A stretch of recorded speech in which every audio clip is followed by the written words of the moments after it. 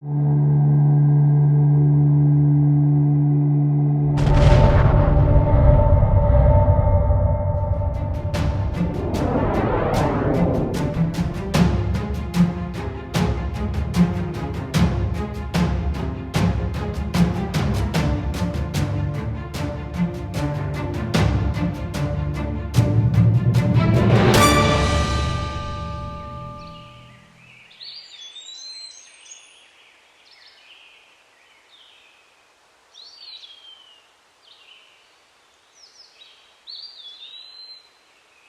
is one of the last remnants of Whitley Beaumont Hall, marked on the Ordnance Survey maps as the Temple. I would imagine these walls hold distant memories of lavish garden parties on beautiful summer days, family picnics with the sounds of children's laughter. But they also hold more sinister tales, that of gambling, murder, or black magic.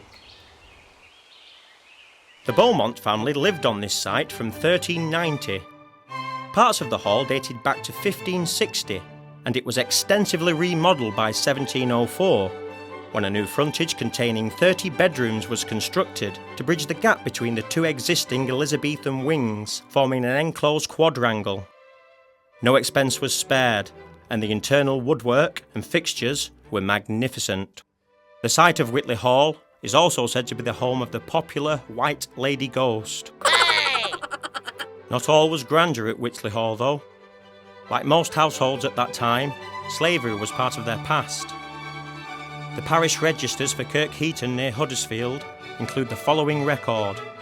Baptised, 2nd of November 1782, Daniel Whitley, an Ethiopian by birth from the coast of Guinea, living with Richard Henry Beaumont at Whitley Hall. The parish register also shows that in just over 5 years' time, this same Daniel Whitley would be dead. It would seem that Daniel became a Christian and was given the name of the house where he lived. How his life came to an end, we do not know. The temple was built in the grounds of Whitley Hall. The gardens of Whitley Hall were created by Lancelot Brown, more commonly known as the famous Capability Brown, and the temple still stands at what would have been the end of the picturesque terrace walk, overlooking the entrance to the drive to the hall, which was known for its beautiful displays of rhododendrons, as well as many species of plants that are not indigenous to the British Isles. The Whitley Beaumont Temple is currently known locally as Black Dick's Tower, named as such after Sir Richard Beaumont, even though the tower wasn't built until some time after Sir Richard's death. There is some confusion as to the actual purpose of this structure, but it is generally believed to have been some sort of summer house. The basic architecture is not unlike the design of the Pantheon in Rome, but missing the frontal support columns. Owing to the ornate glass-domed roof, the obvious use of this temple may have been a gentleman's reading room, which were common in that period of history, and often combined the ice house or cold store in the cellar. There is a similar building shown here, which is in Crowness Park, Dewsbury. This was a reading room with an integral ice house underneath, but it lacks the domed glass roof. Looking at the photographs of both buildings, they bear a very close resemblance to each other. Here I am in the lower levels of the temple, and as you can see, unfortunately, the ground floor's collapsed inside the basement, which gives rise to another question. Why would an elaborate summer house like this need a cellar at all? Maybe the cellar, with its double thick brick arched dome ceiling and matching arched alcoves as in the upper floor, were originally built to be an ice house or a cold store, for example. Or maybe this was meant to be Sir Richard Beaumont's secret gambling den. It is said that Sir Richard Beaumont dabbled in black magic. Maybe satanic rituals took place here. The temple would have been quite elaborate once upon a time, with its delicate glass roof and beautiful stonework with decorative brick alcoves on the inside. What would the internal arched recessed alcoves have housed? Family crests, embroidery, or maybe weaponry or armour? Who knows? Probably used for housing bookcases, if it was a reading room. The ironworks that once supported the tapered glass sections of the original roof were probably removed to aid the war effort. which was normal practice during the World Wars.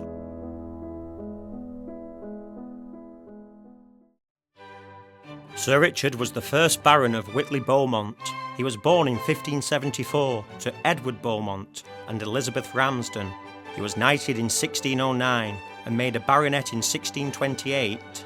Richard Beaumont was given the nickname Black Dick of the North by King James I, probably owing to his dark hair and beard.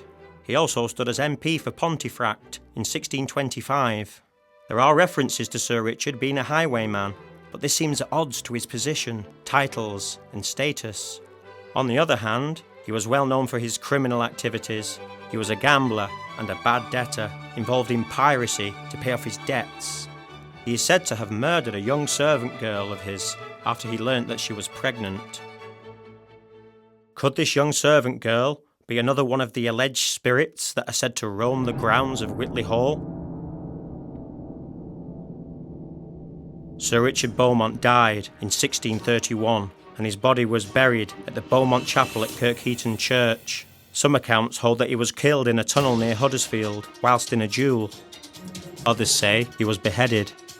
His ghost is reputed to walk the grounds of Whitley Hall near the Temple with his head under his arm every year on the 5th of July. Could this be a story generated by confusing Richard Black Dick Beaumont with Robert Beaumont, who was beheaded at Crossland Hill during the 16th century? Ghost stories and tales of this type are often started on purpose, just to keep people away from some genuine nefarious goings-on.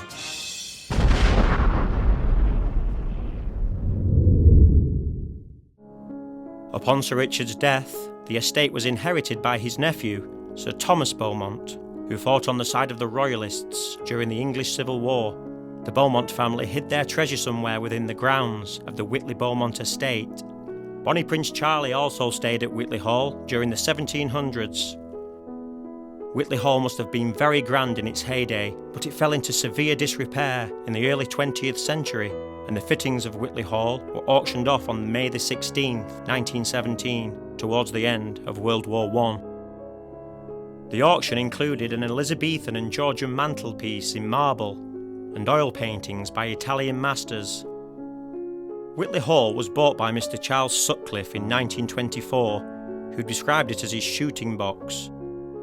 His great-nephew wrote in the Yorkshire Post about remembering visiting the secret garden and sitting on an old World War I field gun that was kept on the front lawn. Charles Sutcliffe would entertain friends by candlelight, as there was no electricity at Whitley Hall. He was a member of the Rockwood Hunt and would hold lavish balls in the Great Hall. Shooting would have been a frequent pastime in the grounds, and the temple was probably used for tea and cucumber sandwiches on summer days. The 4 internal alcoves in the structure of the temple would be perfect for somewhere to temporarily store the shotguns. During the Second World War, he would loan the grounds for army training manoeuvres and camps. The tower, set in its prominent position, was used as an enemy plane spotter lookout. Charles Sutcliffe died in 1948 and Whitley Hall became unsafe. It was eventually demolished in 1951. And all that remains, now in a very tragic state of repair, is Black Dick's Tower.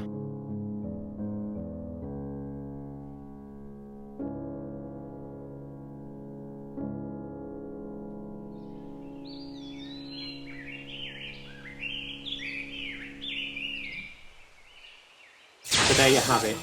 This is Black Dick's Tower, the final remnant of the magnificent Whitley Beaumont Hall, also known as the Temple. An idyllic location for summer picnics and wonderful views of the beautiful West Yorkshire landscape. But be warned, visiting my tower after the hours of darkness is not recommended for the faint-hearted.